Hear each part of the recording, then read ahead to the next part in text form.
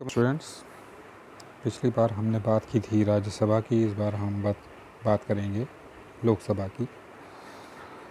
तो Lok Sabha and the state legislative assemblies are directly elected bodies. Lok Sabha और state की legislative assembly,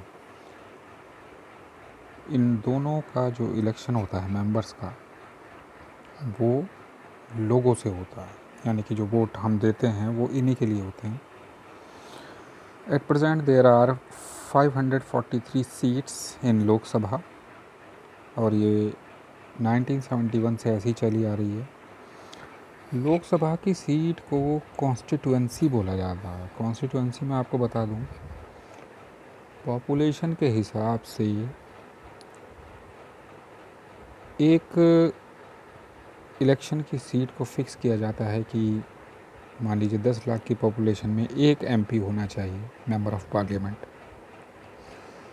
और वहाँ पर इलेक्शन होता है उस सीट के लिए, तो उसको कॉन्स्टिट्यूएंसी बोला जाता है। इसी हिसाब से इंडिया को 543 कॉन्स्टिट्यूएंसीज़ में डिवाइड किया गया है। Lok Sabha is elected for a period of 5 years maximum. Lok Sabha का जो इलेक्शन है वो 5 साल के लिए किया जाता है, जो कि मैक्सिमम टाइम है।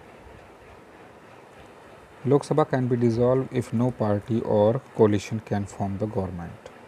लोकसभा डिज़ोल्व हो सकती है अगर कोई पार्टी मेजॉरिटी में नहीं है या दो पार्टीज़ मिलकर भी गवर्नमेंट को नहीं बना पा रही हैं या उसको ठीक से नहीं चला पा रही हैं।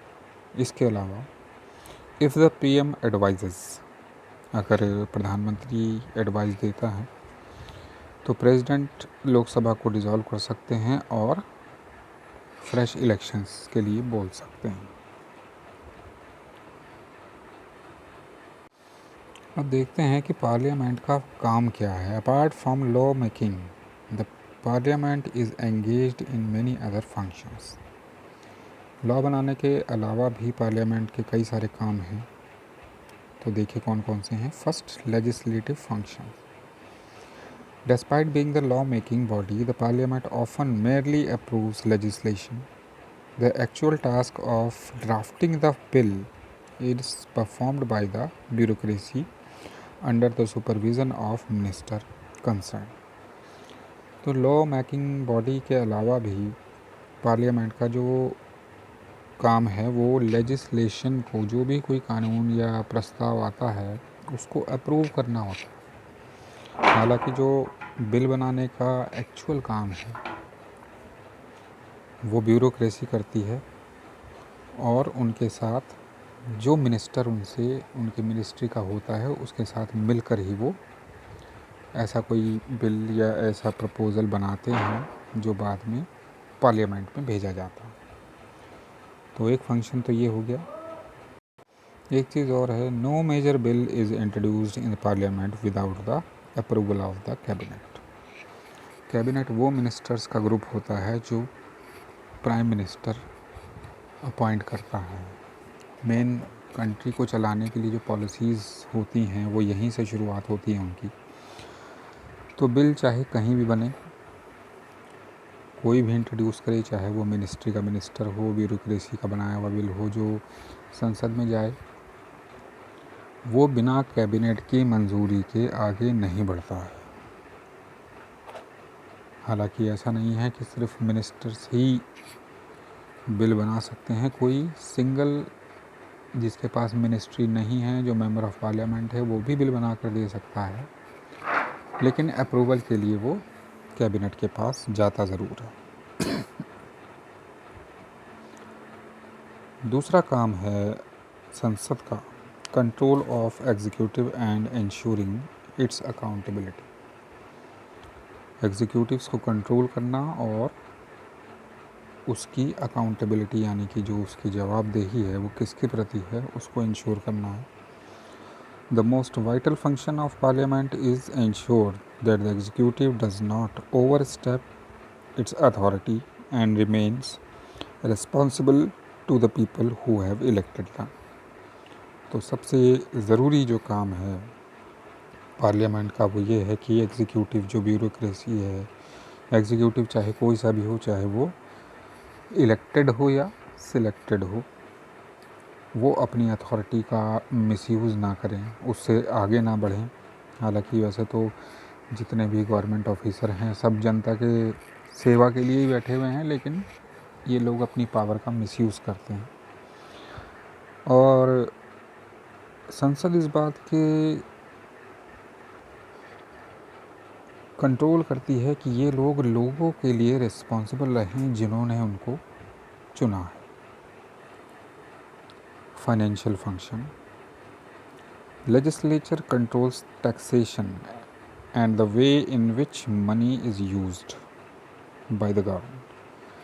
लेजिस्लेशन टैक्सेशन को कंट्रोल करता है। अगर टैक्स बढ़ाने की या कोई चेंज करने की बात कभी होती है तो उसमें लोकसभा की मंजूरी बहुत ज़रूरी होती है, क्योंकि टैक्स का जो बर्डन है वो लोगों पर ही पड़ता है। तो लोगों के रिप्रेजेंटेटिव ही ये लोकसभा के मेंबर हैं, तो इनके बिना मंजूरी के टैक्सेशन अगर कोई चेंज हो रहा है तो नहीं होगा। और ये इस चीज़ का भी देखते हैं कि गवर्नमेंट पब्लिक का जो पैसा इकट्ठा किया हुआ है उसको कैसे यूज़ करती है। If the government of India proposes to introduce any new tax, it has to get the approval of Lok Sabha, जो मैं बता चुका आपको। The legislature has an account of money that government has spent and also ensures that the government does not misspend or overspend. This is done through the budget and annual financial statement. Legislature इस बात का भी ध्यान रखती है कि जो पैसा गवर्नमेंट यूज़ करती है वो किस तरह से यूज़ किया जा रहा है, क्या उसका गलत ढंग से वो खर्च किया गया है या बहुत ज़्यादा खर्च किया गया है। और इसको इस तरह से देखा जाता है कि जो वो हर साल बजट बनता है हमारे यहाँ संसद में पेश होता है, उसमें इसी बात का लेखा जोखा होता है कि हमारे पास कितने रिसोर्स हैं, पैसा कितना हमारे पास इकट्ठा होगा और हमें किस एक पर्टिकुलर, चाहे वो मिनिस्ट्री हो या लोगों की भलाई हो, रेलवेज़ हो, रोडवेज़ हो, किसी भी तरह का जिस चीज़ को भी प्रमोट करने की, कहीं सुधार करने के लिए अगर पैसे की ज़रूरत पड़ती है तो वहाँ पर उसको खर्च किया जाता है। तो ये सब कंट्रोल, ये सब रिपोर्ट लोकसभा में, लेजिस्लेचर में पहले दिखाई जाती हैं, उसके बाद बजट पेश किया जाता है। एक और है एनुअल फाइनेंशियल रिपोर्ट, ये भी बजट के जैसी ही होती है। The next is representation. Parliament में जितने भी मेंबर्स हैं वो कंट्री के अलग अलग पार्ट से आए हुए हैं, तो उनका representation regional, social, economic, religious group अलग अलग पार्ट से होता है। Number 5, debating function. सबसे कभी कभी मज़ेदार भी होती है और कभी कभी बहुत ज़्यादा तगड़ी बहस भी हो जाती है। तो डिबेटिंग में देखिए, the parliament has no limitation on its power of discussion. Parliament में जो बहस चलती है उसकी कोई लिमिट नहीं है कि वो 2 दिन चले या 4 दिन, जब तक कि कोई डिसीज़न क्लियर नहीं होता उस पर बहस चलती रहती है। Members are free to speak without fear. और जो मेंबर्स हैं लोकसभा के वो बिना किसी डर के अपनी बात बोल सकते हैं। These discussions make it possible for the parliament to analyse any और एवरी इशू। और डिस्कशन से ही जो किसी बात का अच्छे से अच्छा समाधान निकाला जा सकता है, इसीलिए डिस्कशन होना बहुत ज़रूरी है पार्लियामेंट में। Number 6, constituent function. The parliament has the power of discussing and enacting changes to constitution. अगर कॉन्स्टिट्यूशन में कोई चेंज होना होता है तो उसको पार्लियामेंट में डिस्कस किया जाता है। अगर मेजॉरिटी है तो कोई बात ही नहीं है, और अगर मिला जुला रिएक्शन आता है, आधे या आधे नौ, तो फिर वोटिंग कराई जाती है। जैसे अभी 2 साल पहले कश्मीर मुद्दा जो हमारा धारा 356 लागू की गई थी, उसको हटाने के लिए संसद में ये प्रपोज़ल रखा गया कि क्या धारा 356 हटाई जानी चाहिए या नहीं। कोई डिस्कशन नहीं निकला था बहस के बाद, तो वोटिंग कराई गई थी जिसमें वो 356 ही 370 है, सॉरी। तो धारा 370 में जो वोटिंग हुई थी, इसके हटाने के फेवर में जो वोट पड़े थे वो भी कोइंसिडेंटली 370 ही थे, यानी कि आधे से ज़्यादा। तो इस तरह से धारा 370 को हटाया गया था। इसी तरह से CAA सिटीज़नशिप अमेंडमेंट एक्ट, इसको भी लगाया गया था, सॉरी। तो इसको भी संसद में पेश किया गया था। काफ़ी लंबी बहस चली थी इस पर भी, लेकिन फाइनली इसको भी लागू कर दिया गया था। अब आते हैं electoral function. It elects the president and vice president of India. President और वाइस प्रेसिडेंट के जो इलेक्शन हैं वो इनडायरेक्टली होते हैं, उसमें यही लोग शामिल होते हैं, MPs MLAs। तो एक इलेक्टोरल फंक्शन इनका ये भी है। एक और फंक्शन है लेजिस्लेचर का हमारे यहाँ, जुडिशल फंक्शन।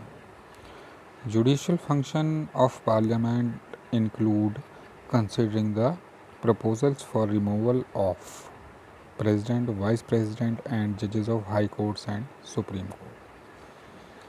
तो न्यायिक जो कार्य है उसमें पार्लियामेंट को इंक्लूड किया जाता है अगर कोई इनमें से किसी को हटाने की बात होती है, चाहे वो प्रेसिडेंट हो, वाइस प्रेसिडेंट हो या हाई कोर्ट या सुप्रीम कोर्ट के जज हों। तो देखा आपने इस तरह से कितने काम हैं पार्लियामेंट के पास। इसके अलावा भी और बहुत सारे काम होते हैं, अपने अपने एरिया के विकास का काम, वो एक हर पर्टिकुलर मिनिस्टर की बात है, मेंबर ऑफ पार्लियामेंट की। तो आई होप आपको समझ में आया होगा। Thank you.